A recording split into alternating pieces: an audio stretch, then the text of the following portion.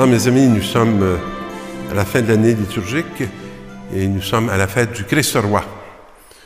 Pendant quelques années, on m'a confié des jeunes prêtres qui faisaient partie du Regnum Christi. Et ces jeunes prêtres étaient des légionnaires du Christ. Ils avaient une spiritualité marquée par la fête du Christ roi. Et c'était de jeunes hommes qui ont été vraiment dans ma vie une lumière et qui sont demeurés parce que maintenant, ils ne sont plus avec moi. La communion continue toujours et je suis toujours touché de voir la qualité de leur ministère et de l'approche qu'ils ont pour faire régner ce Christ roi. Alors, dans la première lecture, on nous dit « Moi, Daniel, je regardais au cours des visions de la nuit et je voyais venir avec les nuées du ciel comme un fils d'homme. » Les nuits de nos vies sont toujours des temps qui sont difficiles, qui sont exigeants. Sur la croix, Jésus est dans un temps de nuit, mais pourtant, il est dans un temps intense de communion et la grandeur de son humanité est une lumière incroyable. Cette nuit resplendit de la lumière du Fils. Et ici, on nous parle du Fils d'homme. Il parvint jusqu'au vieillard et on le fit avancer devant lui. Et on lui dit, il fut donné domination, gloire et royauté. Tous les peuples, toutes les nations et toutes les langues le servirent.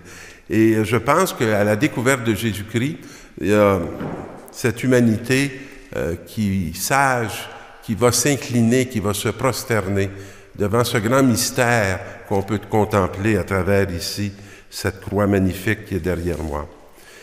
Sa domination est une domination éternelle. Donc, ce n'est pas une domination qui engendre la mort. C'est une domination qui ouvre sur l'éternité, qui ne passera pas. Et sa royauté, une royauté qui ne sera pas détruite. Et vous savez, comme baptisés, que nous sommes tous prêtres, prophètes et rois. Et on peut se perdre avec cette image de roi, mais l'Évangile va nous en reparler. On va quand même dire un mot sur la deuxième lecture. Que la grâce et la paix vous soient données de la part de Jésus-Christ, le témoin fidèle et le premier-né d'entre les morts, ce qui n'est pas une expression banale. Premier-né d'entre les morts. La mort est comme un appel à une nouvelle naissance. Elle est victorieuse en Jésus-Christ. Jésus est victorieux de la mort.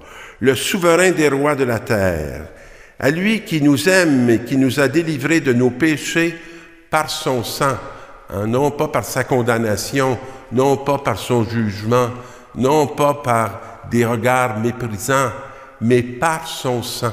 Son sang qui circule maintenant dans le corps que nous sommes lorsque nous acceptons de faire Église, et qui fait de nous le royaume et les prêtres de Dieu son Père.